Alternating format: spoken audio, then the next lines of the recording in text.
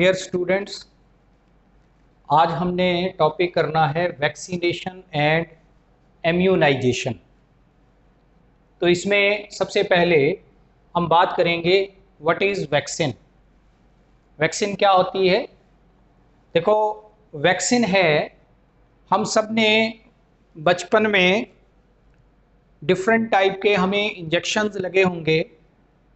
जैसे एक इंजेक्शन जिसको हम BCG का इंजेक्शन बोलते हैं, जो कि शोल्डर के ऊपर, अपर आर्म के ऊपर हमें लगता है, और उसका एक मार्क जो है, परमानेंट मार्क, वो स्किन के ऊपर नज़र आता है। तो ये जो BCG का इंजेक्शन है, it provides immunity against tuberculosis. TB disease के लिए ये लाइफ लॉन्ग इम्यूनिटी जो है वो पैदा करता है। सिमिलरली पोलियो ड्रॉप्स बचपन में जो पिलाई जाती हैं छोटे बच्चों को before the age of 5 years, they provide immunity against the polio disease. तो बेसिकली ये पोलियो ड्रॉप्स जो हैं ये पोलियो की वैक्सीन है। BCG का इंजेक्शन ये ट्यूबरकुलोसिस की वैक्सीन है। DPT, डिफ्थीरिया, पर्टुसिस, टेटनस, ये जो है 3 बीमारियों के लिए DPT के इंजेक्शंस जो लगते हैं वो उसकी वैक्सीन है। तो बेसिकली वैक्सीन होती क्या है वो हम सबसे पहले बात करेंगे। तो वैक्सीन क्या है? Vaccine is either A preparation और सस्पेंशन और any kind of extract. Vaccine या तो कोई प्रेपरेशन है, या कोई सस्पेंशन है, या इवन कोई एक्सट्रैक्ट है। लेकिन किस चीज़ का एक्सट्रैक्ट है, किस चीज़ की प्रेपरेशन है? तो प्रेपरेशन या एक्सट्रैक्ट या suspension of dead, either dead और वीकेंड, यानी जिनमें डिजीज पैदा करने की एबिलिटी खत्म हो चुकी हो, ऐसे जर्म्स को हम वीकेंड जर्म्स बोलेंगे। तो वैक्सीन एक प्रेपरेशन है, या एक्सट्रैक्ट है, या सस्पेंशन है आइदर डेड और वीकेंड जर्म्स का, which when injected into the body of a healthy person, ऐसे वीकेंड या डेड डिजीज कॉजिंग पैथोजेंस या जर्म्स के एक्सट्रैक्ट को या सस्पेंशन को, प्रेपरेशन को जब हम किसी हेल्दी पर्सन की बॉडी में इनोकुलेट करते हैं, इंजेक्ट करते हैं, then the body is stimulated to produce immunity against that particular germ। तो बॉडी जो है उस इंजेक्शन के कारण या उस इनोकुलेशन के कारण क्या करती है? बॉडी का इम्यून सिस्टम उस जर्म के खिलाफ, पर्टिकुलर वीकेंड या डेड जर्म्स के खिलाफ एंटीबॉडीज बनाना शुरू कर देता है। तो कहने का मतलब क्या है कि उस जर्म के खिलाफ जो है लड़ने के लिए इम्यूनोग्लोबुलिन्स तैयार करना शुरू कर देता है, ताकि जब फ्यूचर में कभी एक्चुअल में पोटेंट फॉर्म में, स्ट्रॉन्ग फॉर्म में उस जर्म का या उस पैथोजन का अटैक बॉडी पर हो, तो पहले से उससे लड़ने के लिए एंटीबॉडीज या इम्यूनोग्लोबुलिन्स बॉडी के अंदर अवेलेबल हों, जो कि उसके साथ फाइट कर सकें और उसको डिस्ट्रॉय कर सकें, उस फॉरेन पैथोजन को, ताकि एक्चुअल में डिजीज इन फ्यूचर ना हो। तो इकट्ठा एक बार मैं सम अप कर रहा हूं इसको कि vaccine is either a preparation, suspension और एक्सट्रैक्ट ऑफ आइदर डेड और weekend germs of a disease which on inoculation into the body of healthy person provides immunity by stimulating the production of antibodies। तो इसको हम vaccine बोलते हैं। For example like polio drops, DPT, BCG, ये सब जो है ये डिफरेंट डिजीजेस के लिए, डिफरेंट पैथोजेंस के लिए वैक्सीन हैं। नेक्स्ट है, वैक्सीन की बात होगी तो वैक्सीनेशन क्या है? तो वैक्सीनेशन जो है, it is simply the introduction of vaccine into the body of a person.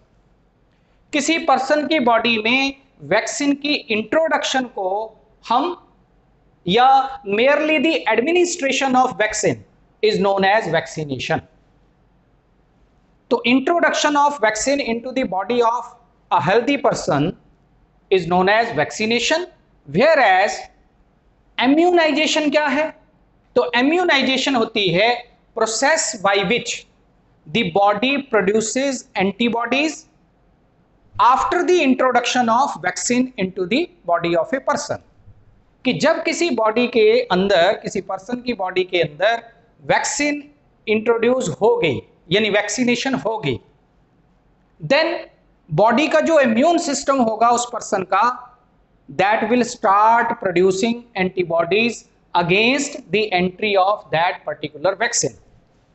तो ये जो process of production of antibodies है by the immune system of a person after the introduction of vaccine is known as immunisation.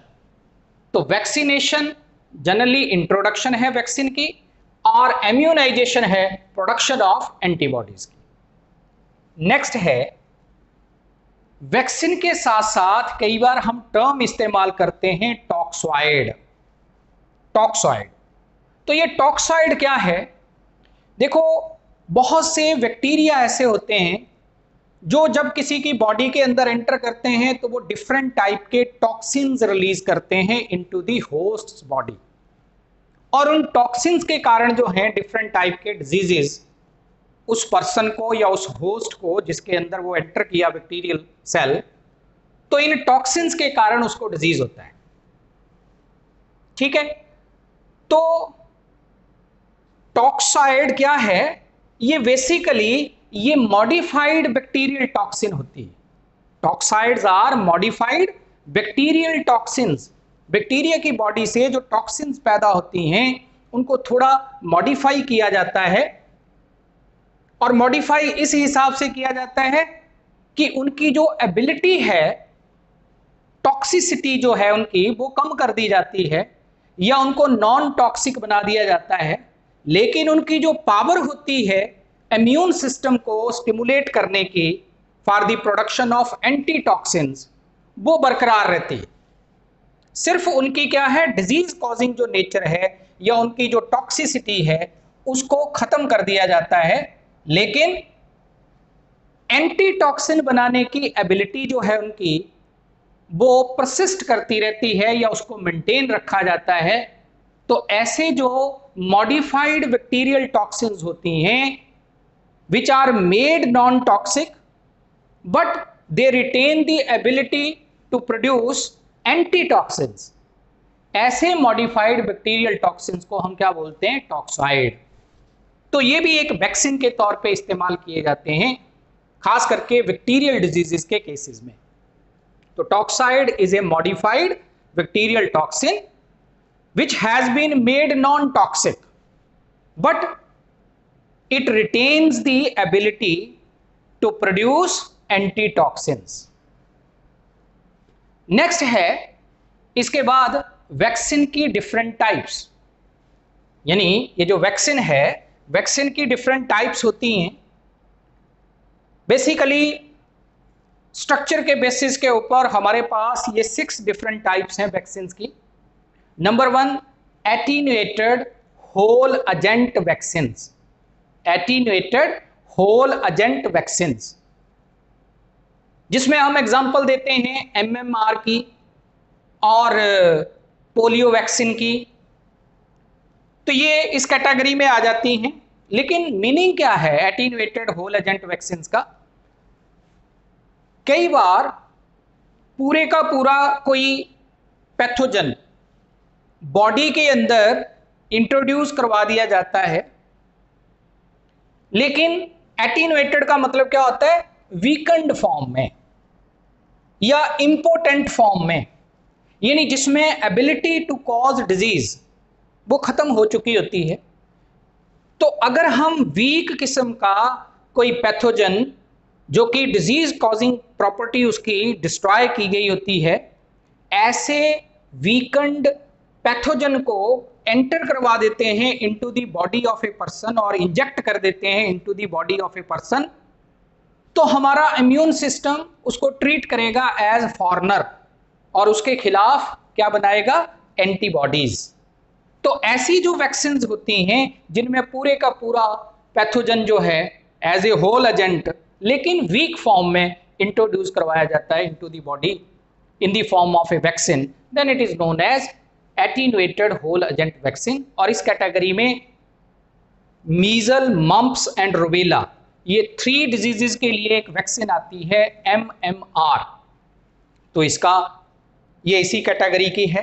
ऐसे ही life seven vaccine polio की जो है वो इसी कैटेगरी की है, उसमें भी होल एजेंट जो है पोलियो वायरस जो है वो वीक फॉर्म में इंट्रोड्यूस करवाया जाता है। नेक्स्ट है inactivated whole agent vaccine. Inactivated नाम से पता लग रहा है कि इसमें भी होल एजेंट यानी पूरे का पूरा पैथोजन जो है वो इंट्रोड्यूस करवाया जाता है। वो एक बैक्टीरियल सेल भी हो सकता है, वो एक वायरस भी हो सकता है जिसको कि इनोकुलेट करवाया जाता है into the body of a person, but in the killed form. इसमें क्या था, लिविंग कंडीशन में लेकिन वीक फॉर्म में, कमजोर फॉर्म में। इसमें क्या है, इसमें किल्ड जो है होल पैथोजन उसको वैक्सीन के तौर पे यूज किया जाता है। तो जैसे बैक्टीरियल डिजीजेस के केस में अगर बात करूं तो 2 एग्जांपल यहां पे हैं। टाइफाइड के लिए जो वैक्सीन है that is inactivated whole agent vaccine. Pertussis जिसको वूपिंग कफ भी बोलते हैं, तो उसके लिए जो वैक्सीन है that is also an inactivated whole agent vaccine. इसी तरह से अगर मैं वायरल डिजीजेस की बात करूं तो एंटी रेबीज जो हमारे पास हाइड्रोफोबिया के लिए या एंटी रेबीज जो एक वैक्सीन है, तो वो भी इन्फ्लुएंजा के अगेंस्ट जो हमारे पास वैक्सीन है that is also inactivated whole agent vaccine. Third type है toxoid. We have already discussed about the toxoid. तो मैंने क्या बोला था कि these are modified bacterial toxins whose toxic nature has been minimized or they have been made non-toxic, but they retain the power or they retain the ability to stimulate the production of antitoxins. तो toxoid modified bacterial toxins होती हैं जिनको modify करके antitoxins पैदा करवाई जाती हैं। तो ये टॉक्सॉइड की एग्जांपल में डिफ्थीरिया डिजीज के लिए जो वैक्सीन आती है वो एक किस्म की टॉक्सॉइड काइंड की वैक्सीन है। फिर आ जाती हैं सब यूनिट वैक्सीन। फोर्थ टाइप है सब यूनिट वैक्सीन। तो ये जो सब यूनिट वैक्सीन हैं, इनमें सब यूनिट वैक्सीन में हम बात करते हैं जैसे हम पूरे का पूरा कोई बैक्टीरियल सेल या वायरल सेल नहीं लेते, बल्कि उसकी कोई ऐसी फ्रेगमेंट या उसका कोई ऐसा पार्ट जो कि बेस्ट पार्ट है for the production of antibodies, यानी ऐसा कोई एंटीजेनिक फ्रेगमेंट लेंगे माइक्रोब की बॉडी से, पैथोजन की बॉडी से, जिसमें एबिलिटी होती है for the best production of antibodies. तो हम पूरा पैथोजन नहीं इस्तेमाल कर रहे, उसका कुछ हिस्सा, कुछ पार्ट जो है वो इस्तेमाल कर रहे हैं, कुछ फ्रेगमेंट इस्तेमाल कर रहे हैं that possesses best property of production of antibodies, उसको हम इस्तेमाल करते हैं। तो ऐसी जो वैक्सीन्स होती हैं इनको सब यूनिट वैक्सीन्स हम बोल देते हैं। और ये जो सब यूनिट वैक्सीन्स हैं इनको रिकॉम्बिनेंट वैक्सीन्स भी हम बोल देते हैं, रिकॉम्बिनेंट वैक्सीन्स। तो इसमें हम फ्लुएंजा के लिए जो है एग्जाम्पल दे सकते हैं। फॉर एग्जाम्पल अगर मैं बात करूं तो इसके अंदर रिकॉम्बिनेंट वैक्सीन्स के अंदर हम बात कर सकते हैं वेरियस काइंड की, जैसे हेपेटाइटिस बी वायरस के अगेंस्ट वैक्सीन जो हैं उनकी बात कर सकते हैं।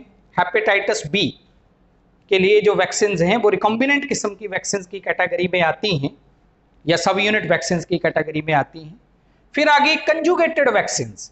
कंजुगेटेड वैक्सीन्स ये वैक्सीन्स उनके लिए यूजफुल होती हैं जिन चिल्ड्रन का इम्यून सिस्टम हाईली वीक होता है, बहुत ज़्यादा वीक होता है, और वो कोई बढ़िया रिस्पांस जो है वो इम्यून रिस्पांस नहीं देता।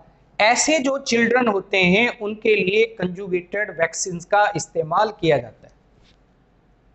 और कंजुगेटेड वैक्सीन्स कौन सी होती हैं? जिनमें polysaccharide one of the type of carbohydrates हैं, तो इसमें पॉलीसैकेराइड्स और प्रोटीन्स की कॉम्बिनेशन से वैक्सीन जो हैं वो तैयार की जाती है। तो ये कंजुगेटेड वैक्सीन की बात हुई कि पॉलीसैकेराइड एंड प्रोटीन्स इनको कंबाइन करके ये वैक्सीन बनाई जाती हैं, इसलिए नाम कंजुगेटेड है। और ये उन चिल्ड्रन के लिए यूजफुल हैं whose immune response is weak, जिनका इम्यून रिस्पॉन्स जो है वो क्वाइट वीक होता है, उनमें ये इस्तेमाल होती है। तो इसमें हम हेमोफाइलस इन्फ्लुएंजे नाम के जो ऑर्गेनिज्म से डिजीज होता है, यानी इन्फ्लुएंजा डिजीज, तो उसके लिए जो है कंजुगेटेड वैक्सीन का भी यूज होता है। फिर है न्यूक्लिक एसिड वैक्सीन।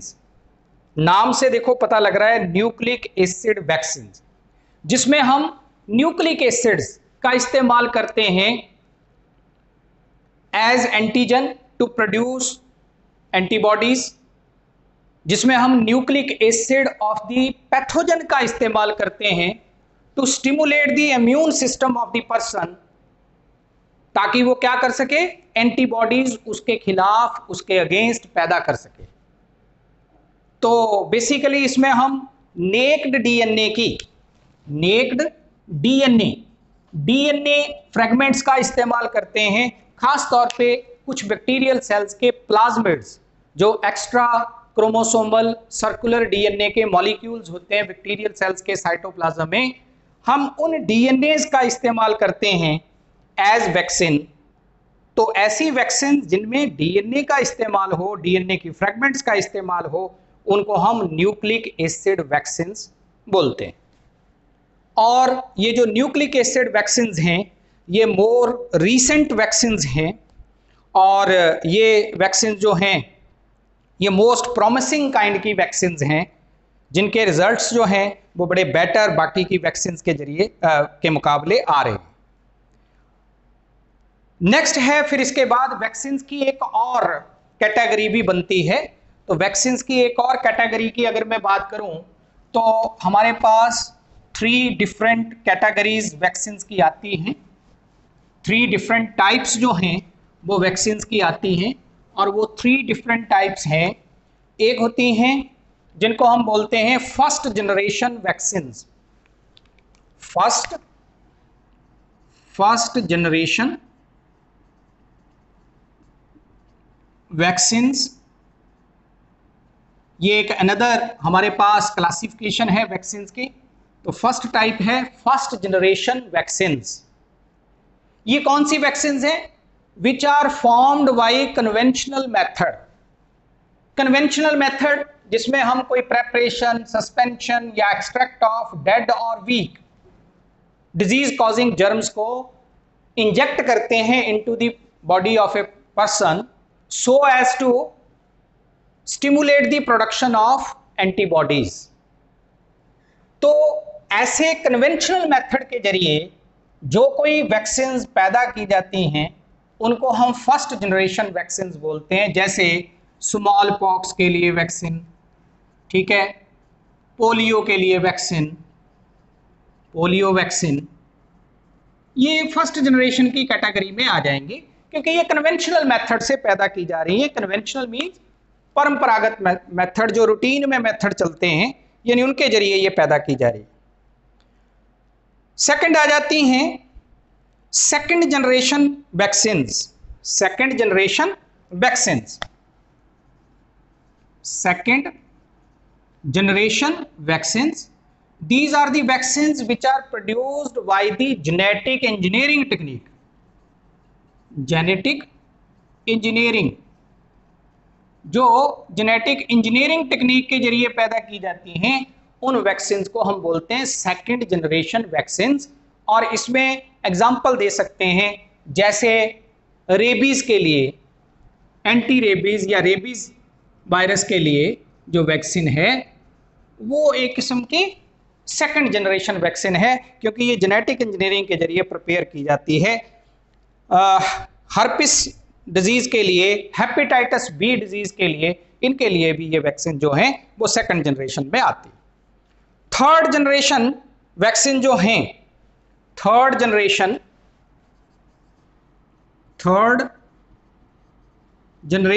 वैक्सीन्स, ये these are basically synthetic vaccines.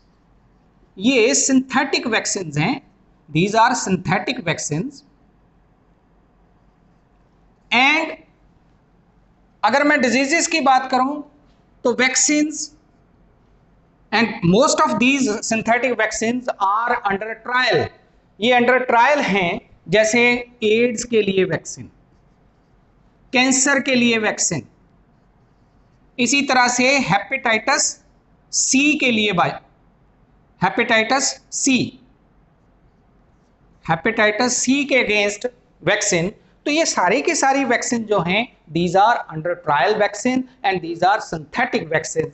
इनको हम थर्ड जनरेशन वैक्सीन बोलते हैं। तो ये एक क्लासिफिकेशन है, फर्स्ट जनरेशन जो कन्वेंशनल मेथड से पैदा हो रही है, सेकंड जनरेशन जो जेनेटिक इंजीनियरिंग के जरिए पैदा हो रही है, एंड द थर्ड जो क्या है, सिंथेटिक वैक्सीन की कैटेगरी में आती हैं। तो ये वेरियस काइंड की हमारे पास क्या होगी, वैक्सीन हैं। अब इसके बाद हम नेक्स्ट उसमें बात करेंगे कि कुछ डिजीजेस के बारे में, जिसमें एड्स और कैंसर, इन दो डिजीजेस के बारे में।